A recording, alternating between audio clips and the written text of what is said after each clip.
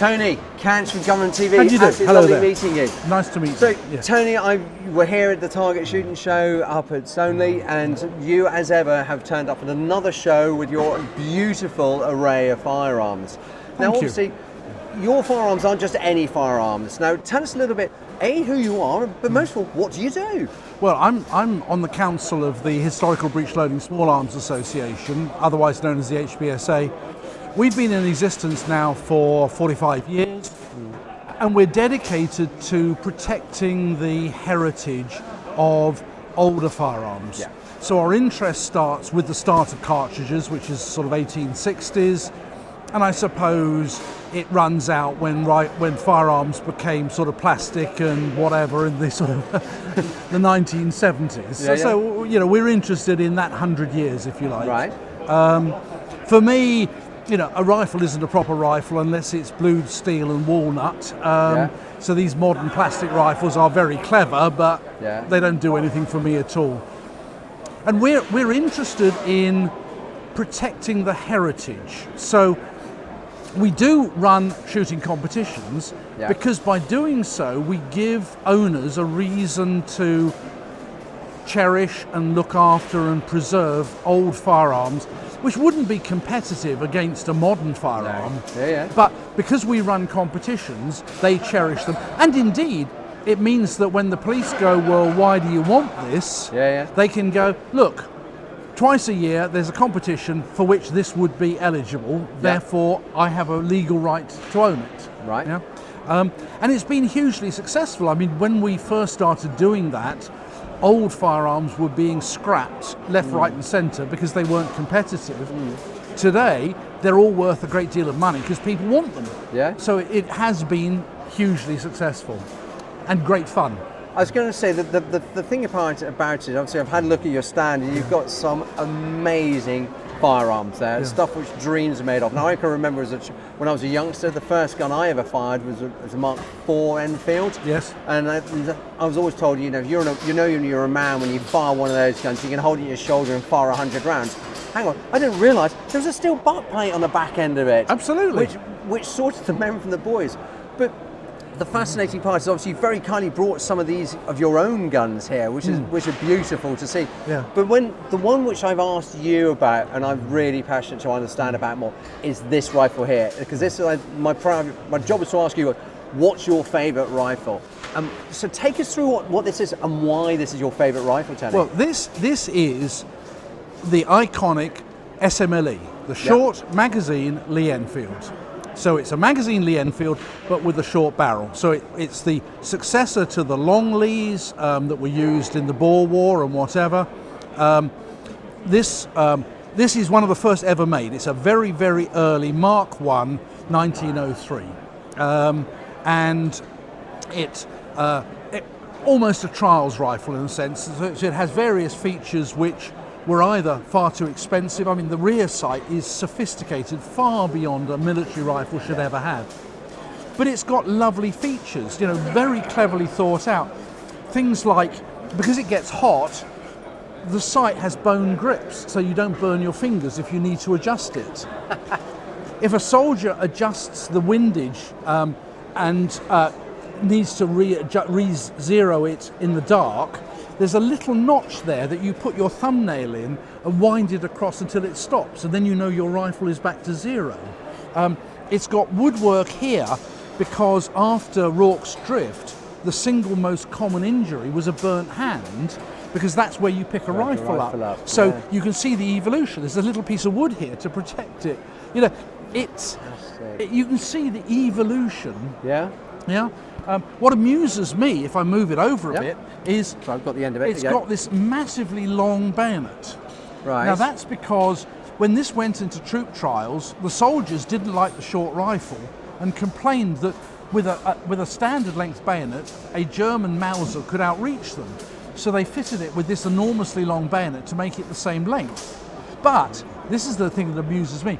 Because the senior officers were still thinking about cavalry charges and whatever, they thought of this bayonet as a sword and insisted that it have this curly quillion, which is what you use in sword play to twist your opponent's sword out of their hand. I mean, nonsense. and and very quickly got deleted because of course it catches on webbing, it catches on branches and whatever, and most of them got cut off. But No way. you can see the mindset.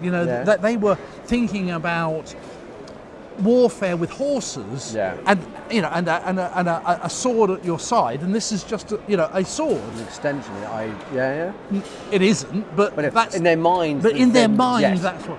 Yeah. But I love the fact that you can see evolution of thinking. All right, it's out of shot, but there's a rifle down there that is probably 1865. Right. And when you look at it, you can see that although it's a breech-loading rifle, it's self-evidently the evolution of a percussion rifle. The mechanism is that of a percussion rifle. Okay. And it doesn't work very well because it's the wrong shape. Yeah. And I have a friend who's got the same one but 10 years younger, and you can see that they're changing the shape because they've realised they've got it wrong. Right.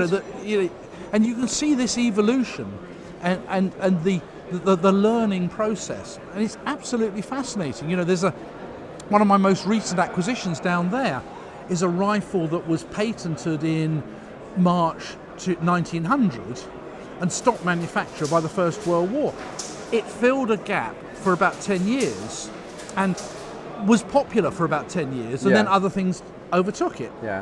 And you can think, well, why? Well, you can understand it doesn't have certain features that we would now expect. Right. And I find all of this absolutely fascinating, and you can see that it started off as a chunk of steel and a bloke at a bench with a file and a vice, and he filed away the bits until what was left was a rifle. Whereas nowadays, they're polymers and they're plated and they're invested in castings and whatever. They're very effective, but no romance. Well, I think it's very much like the automotive industry, wasn't it? Where you had cars, where you had mechanics. Yes. Nowadays, you have fitters. Yeah. And you can't. Everything's so disposable. That doesn't work. Absolutely. You take that out. You put another piece in. Yeah. But to find a mechanic who can take a carburetor apart, realise there's something wrong inside it, take that out, and put it back in, and it works again. Right. Yeah. That's where we are with these, isn't it? And if you were commuting to work, you'd want a modern car. And the same is true. If you're going to go into battle, you would want the latest thing going. Yeah. But having said that, this SMLE, right, in total they made, 13 million of them. They continued in series production in India for the Indian police until the 1960s. Right. If you watch the news tonight for any of the insurrections in the Middle East, you will see one of these in use, and it will still be working. But they go on forever. But if you go to places like Afghan, for example, you'll find the Taliban and alternatively other shooters still using the Enfields, and they're now dropping scopes on them because it's such an effective platform. Yeah. It's totally reliable. Yeah. First World War, the Germans went into the First World War with the best hunting rifle. The Americans with their Springfield was the best target rifle. This, without a shadow of doubt, is the world's best combat bolt-action rifle. And they continue to be useful to this day. Yeah. You won't see any of the Taliban with Springfields. It's a beautiful target rifle, but it's completely unsuited for combat conditions. Whereas this, it's just the right rifle for the job. Tool. Right tool for the job. It's brilliant. I think so. Tony, tell me, if people wanted to learn more about this alternative, they've got some say their grandparents' firearms, they don't know what to do. So how would they contact you to find out more about this? We have a huge website, which is, if you can search for historical breech-loading small arms, or the website is hbsa-uk.org. Right. Yeah. We have a large membership, so you can join. Our emphasis is as much about the sharing of knowledge as about shooting. Yes, we run competitions because we want to encourage people to keep and use their firearms. Yeah. But we have monthly lectures in London, we have monthly lectures in Leeds, we have lectures not quite monthly in Wessex, we have lectures in Wales. We run both regular target shooting practice and competitions at least twice a month in both Bisley and in the Midlands. Right.